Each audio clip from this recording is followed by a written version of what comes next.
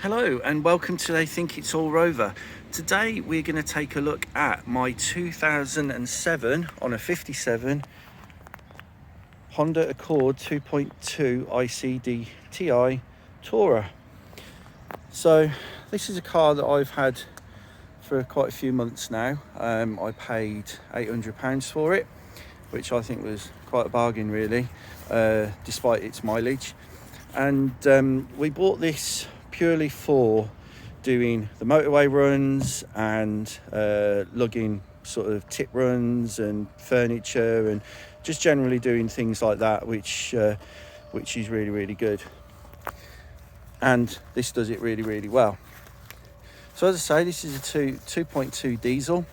It puts out around about 135 brake horsepower, 140 brake horsepower. This one, however, has been mapped, so it's closer to about 190 now, which is really cool.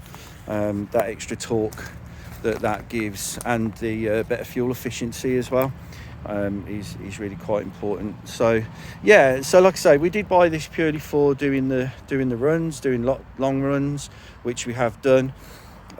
This returns probably around about 850 miles if you steady cruise on the motorway.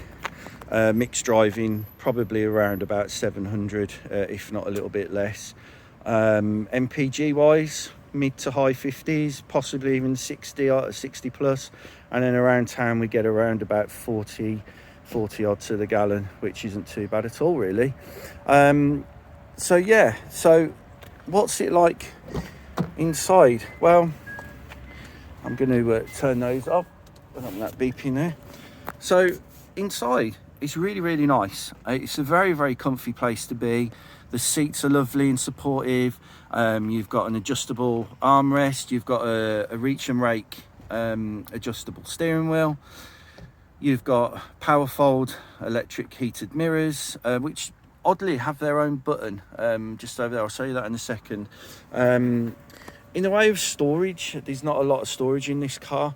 You do get a glove box, cup holders, and you do get a cubby bin just there, just for little items like phones. Because this one's got the premium sound system and built-in nav, that section there is where the DVD unit is that runs the sat nav disc, etc.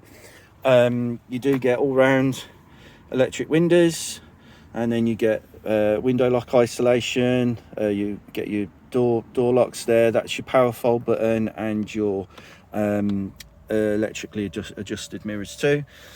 Then we've got the here you've got a little storage compartment there.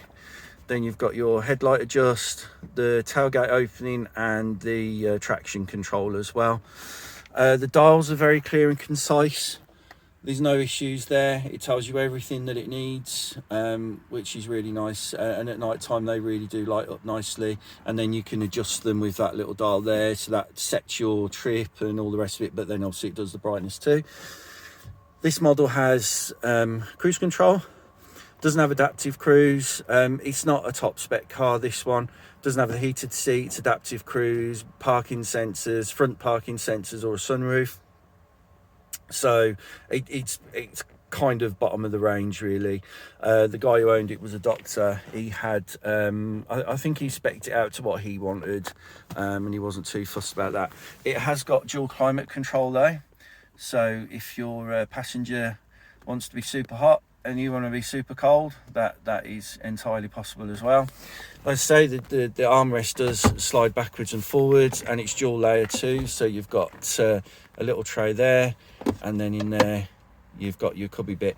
In there I have got a Bluetooth adapter, which I use for streaming music, and it's a really good one as well. I don't know if anyone ever is in the market for a Bluetooth adapter. I'll put a link in the description for that one. I got it off Amazon. Obviously not affiliated with them or anything, but yeah, it's a really good one. In the rear, pretty much the same.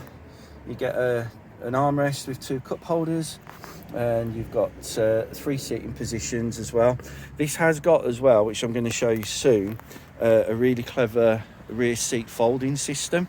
So let me just pull this seat forward slightly. Forgive my shoddy camera work on this one. I've had the seat quite far back to allow me to film the walk around, the driving video, which I've done before this. So get those up, pull that forward a bit. Oh yeah, so there's your cup holders there under that compartment, which is cool. Then you've got your ashtray there and a 12 volt, and there's the DVD unit there. So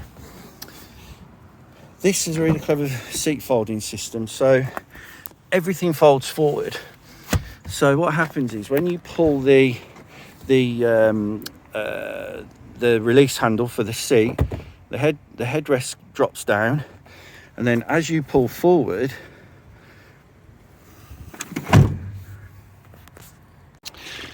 the whole seat base comes up, and then you put the seat down like that, which I think is super clever. And obviously that gives you then access to the rear, and then you get a really long load space there. Both sides do the same. So yeah, forgive me for the little disjointed video there. The seatbelt mechanism was stuck, so it didn't fold forward as cleverly as I would like on camera, but there we go. I'll admit that. But yeah, so when you push it back, the whole thing goes back, and then you just push the headrest up. So talking about ease of load as well, this comes with something that some people might argue is a gimmick, when in fact it isn't. But you do get a electrically opening boot as well. That is fantastic, and it has been very useful. And I know a lot of people will say, oh, it's just a gimmick thing and blah blah blah, but it is, and it is used a lot with us. So you've got a retractable boot space cover. The other good thing as well, you have to excuse my tools and stuff, but you've got a area there where your jack is. So this is on pistons, like on struts there. It's just that there's weight on top of it at the moment, so it won't hold up very well. So that goes there. Now the other clever thing is as well, these sections here are removable. So there's one on that side, and then there's one on that side as well. Now what happens is when you take those out, it uncovers some little slots, and when you take the retractable cover out, that can actually then be slotted into the boot load space. You put those covers back on top, and it completely hides the cover there. So if this wasn't in, I would show you how that works, but it is literally just lift that up, and then you take that cover out, and then you can see down there that you've got like a slot that would go in, and the boot cover would go in. So this hasn't got a spare wheel. It does come with one of those foam filling kit things, which I don't particularly like. Now fortunately our Honda HR-V shares exactly the same space saver spare wheel as this, so when we do go on long runs, we literally just take that one out and pop it in the boot, and off we go, because I'd much rather have a spare wheel than not. And then obviously once you put all your stuff in the boot, and then you just close the boot like that, then you see. So you can do it from the boot from the tailgate as well. In terms of leg room, this car is actually really good. So there's plenty of leg room in the back. No real creature comforts. There's no like rear vents or anything like that. You've got an ashtray for people when they used to smoke. None of us smoke, so they don't get used. You do get a mat pocket in the back of that one, and then as I said before, you do get a passenger armrest there, which is really nice, which just adds to the comfort. Headroom is kind of okay for me. I've probably got, I'll just show you now, I've probably got like an inch there, which I mean it isn't great because the car slopes down, so yeah, you don't get a lot of headroom in the back. But I'm 6'2", 6'3", and I've still got that inch there. So you know, if you're smaller than that, then you'll be absolutely fine. But yeah, I mean, generally it's a really nice place to be. Oh, I didn't mention you also get a sunglass holder, which I've got a pen in there, but you get a sunglass holder there, and then both mirrors are illuminated on both sides, which I like as well. Not that I ever use them, don't like looking at myself really. And then you get your interior light in the middle, and then you get two nice LEDs in the back as well. So yeah, all in all, a very nice place to be. We have no issues with this car. Like I say, it is very comfortable on runs. You know, it's one of those cars that I would definitely recommend if you are looking for a practical diesel that can take your family and also take loads and loads of luggage too. I mean, obviously you've got your Volvo V70s and things like that, which are also cool cars. But I'm a Honda fan, so I would always gravitate towards one of these. And they're superb on runs. Like literally, you just shove it on cruise control, and it just glides along the motorway, no bother. If anything happens to this one, would I get another one? Definitely. It's one of those cars that, you know, it does everything you need, and I love Honda's reliability, and I love you know, I love the parts network. I love the Facebook groups that are here that are really supportive. So you never really get stuck for bits and bobs and support and stuff. So yeah, I'll definitely get one. I'll probably go for one with a better spec. I do like a sunroof. Yeah, I would like a sunroof, so that would probably be something that I would look for in the next one. Heated seats, not so bothered about those. But yeah, it would definitely have to have cruise control, you know, regardless, because I use that a lot. So yeah, there we go. Anyway, next part is going to be the driving. So let's see what it's like to drive. So just before we go on the drive, actually, I just thought I'd show you the dials when they're all illuminated. So they look quite nice. And then also you have your satellite navigation. Now, for the most part, this works, but it is massively out of date. And the newest sat nav car disc you can get is now 12 years old. So no, it's 2013. So you know, 12 years ago, it's a lot of it is out of date now, but it does work generally.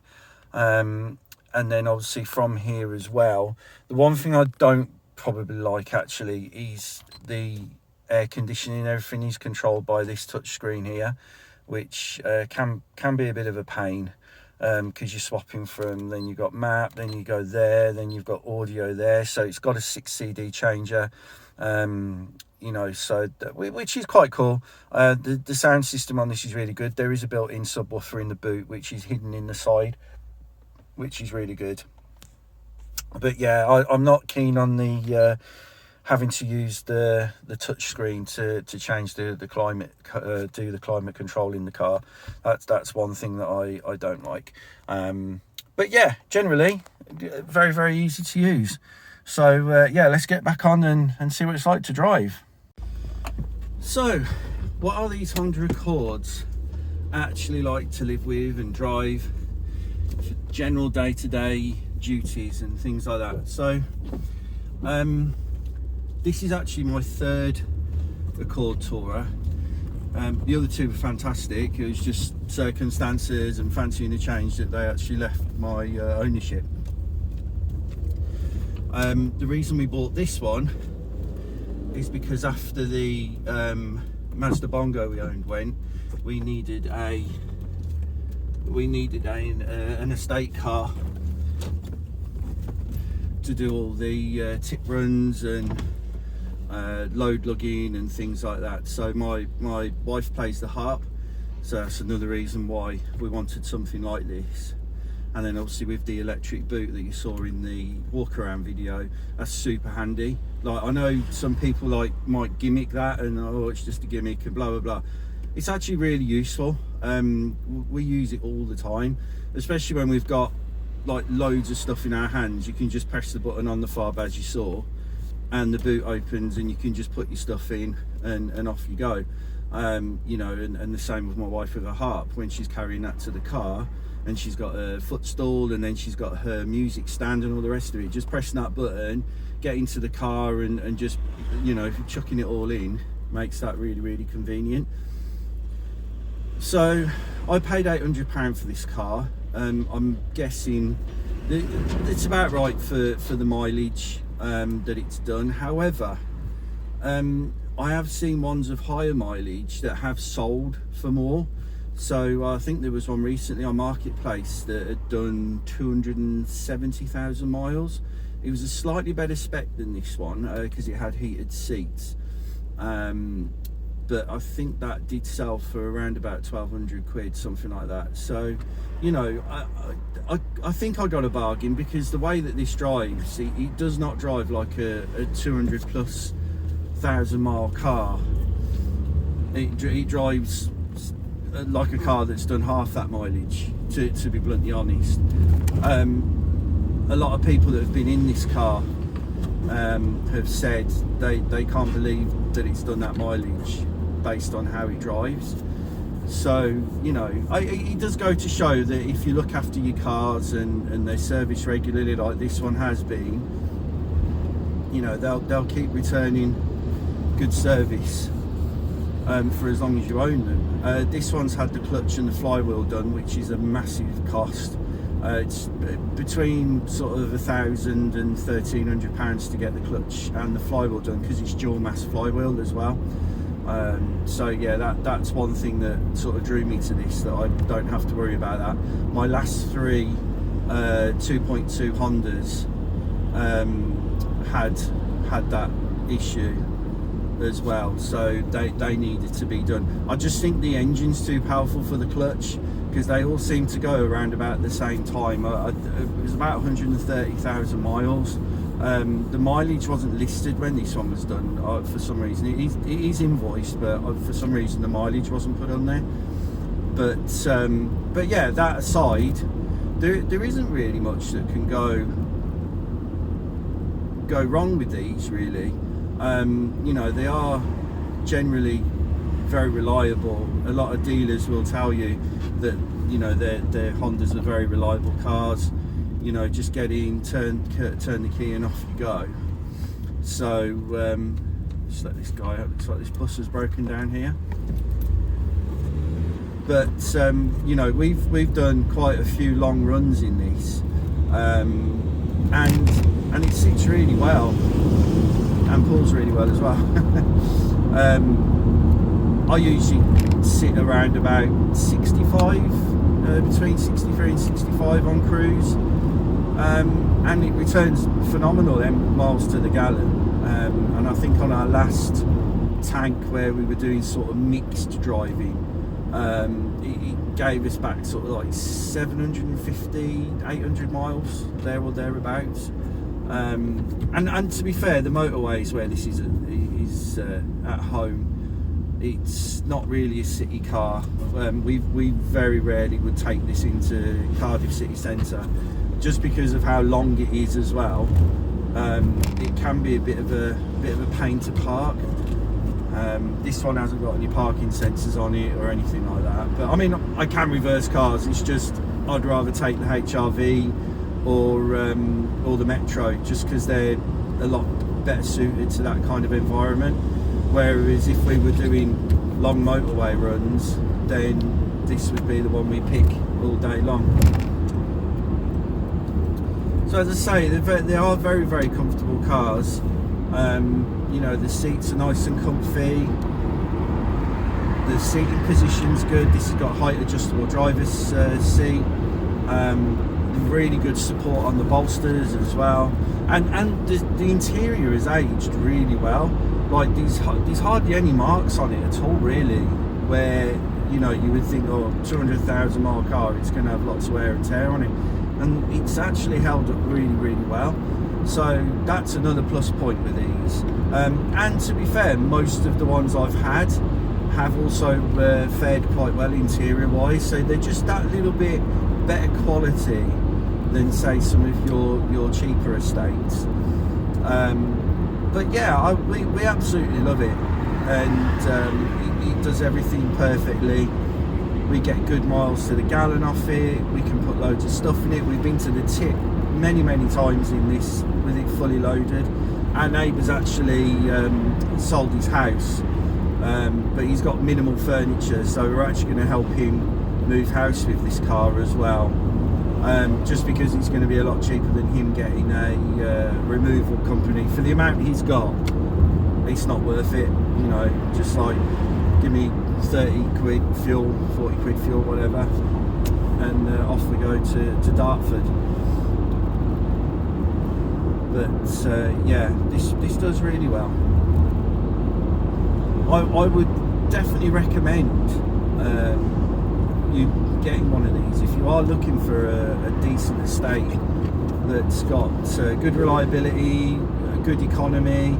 I think the tax is on a little bit on the high side, but you know, to be fair, it's you know, it has got a bigger engine, so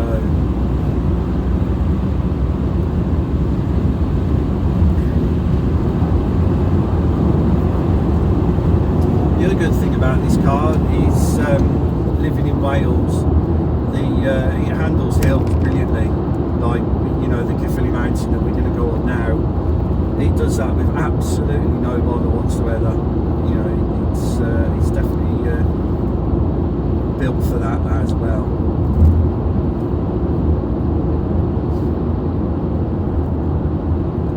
The rear window in this seems a long way. When you're looking in the rear view mirror, it's about 2 miles away, but yeah, that's the only thing I probably would say, is that the rear visibility could be slightly better. It's such a narrow rear window on this, but that's probably my only gripe really with the car.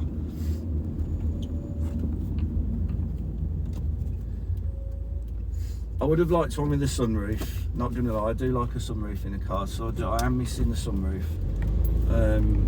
But other than that, it's got everything I need. The biggie was cruise control, because, you know, the other reason we bought this was because you know, we do a lot of motorway journeys, so the cruise had to be part of the package, really.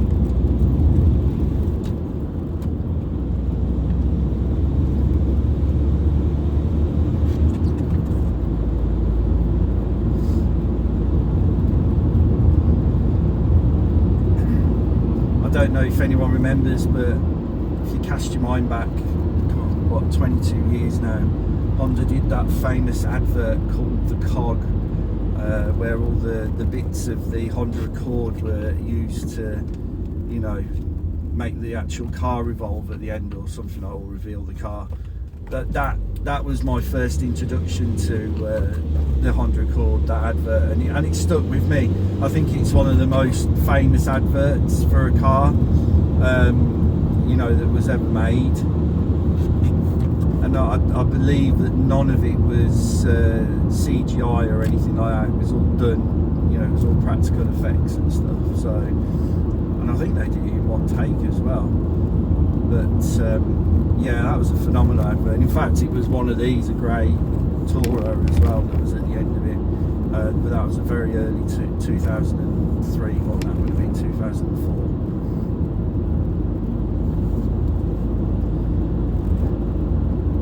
On Paul Roverman's channel, Project Nigel, he's done a review of the later one of these, the Mark 8. I'm really not keen on the Mark 8, just purely for the fact that the shape of it is so much more sloped at the back, and you lose that extra bit of load space. Yeah, and just the general looks of it, really. I just feel the Mark 8 isn't as a nicer looking car as the Mark 7. You know, and again, prices are quite good on those if you want a newer one. And I believe they get the updated 2.2 engine, which is a 2.2 icdti, which has got slightly more horsepower than this, and slightly better torque figures as well. So But yeah, I just don't like the looks of it. It wouldn't be a car that I could see myself owning, really. These have got really good towing capacity as well. I think it's 13 or 1500, something like that, kilo. I might be completely wrong, but I know that it's pretty good. I mean, this one has got a tow bar as well, which is quite cool. So yeah, they're just really good, practical, all round, do everything cars, you know. The cabin noise is really low, even at higher speeds on the motorway. You know, you sit in relative, I wouldn't say luxury, I wouldn't say this was a luxury car by any stretch, but it definitely isn't an unhappy place to be. You've got everything to hand. On some of them, this one's got the premium sound system, so this has got the DVD unit there. Yeah, I think on the other ones that's like a big storage bin. But you get like 2 cup holders, you get a 2-level armrest as well, like I showed you in there. So it is a very comfy place to be. Dual climate control as well, which is really good. The aircon does need gassing, obviously. It does. The compressor works. That was another thing that was changed. So yeah, that does work. Just needs regassing, which I haven't got around to doing yet.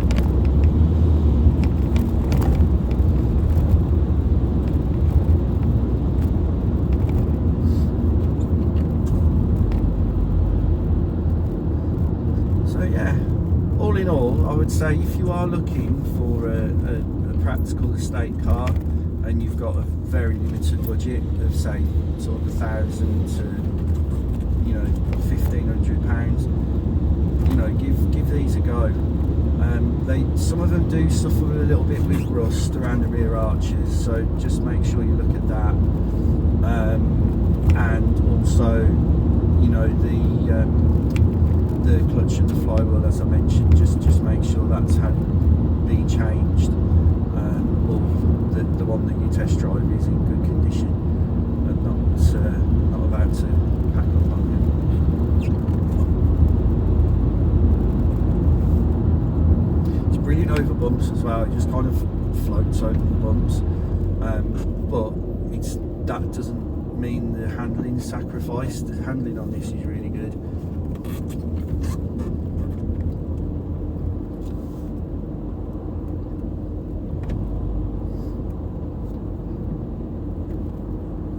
But yeah, I think if this one ever died on me, I would probably get another one.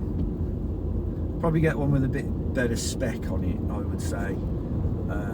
But you know, that would definitely go for another one of these. I wouldn't go for the Mark 8. But that's just personal preference. I know on the Accord Club there's many Mark 8 owners and they absolutely love their cars, which is brilliant. And you know, as much as they might not like the Mark 7, it is just down to personal preference, that on its aesthetics, not its reliability or performance. I mean, I'm thinking pound for pound, I think the Mark 8 actually is a more economical car. So you know, that might be one to go and look at. And you know, some people do like the looks of the Mark 8.